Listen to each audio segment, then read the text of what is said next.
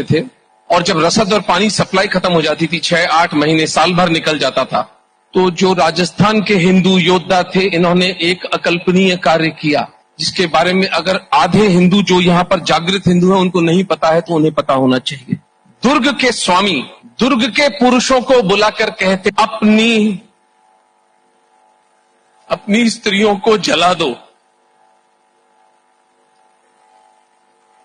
अपनी बूढ़ी मां जिसके हाथ से खाना खाकर बड़े हुए हो, अपनी पत्नी जिसके साथ प्रेम का संबंध इतने वर्षों निभाया है, फूल जैसी बेटी, उसकी प्रश्न सूचक दृष्टि की तरफ आंख मत मिलाना, इन सबको जीवित जला दो। इस घटना को जौहर कहा जाता था। राजस्थान में 12 साका जौहर बड़े हुए जिनमें संख्या हजारों से अधिक थी। छोटे मोटे साके तो अनगिनत हुए हैं।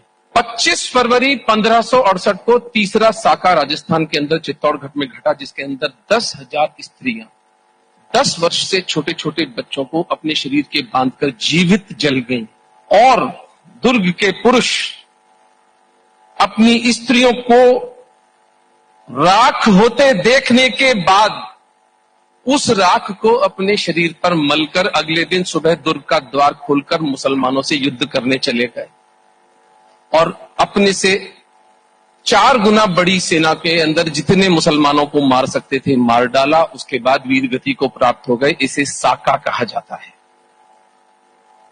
10,000 स्त्रियां अग्नि में जीवित स्नान करती हैं। इस साका जौहर को, इस अकल्पनीय त्याग को, मेरे पुरखों के जीवित राख होने की प्रक्रिया को इस देश के मक्कार आत्मा विहीन इतिहासकारों ने सती का दर्जा दिया। किसी ने इनसे नहीं पूछा, इतनी भयानक यातनाएं अग्नि में जलना। It takes good 6-7 minutes before the cells swell up, the arteries and the veins would burst and the person would die. On the theory of relativity, these 7-8 minutes would be something like 7 or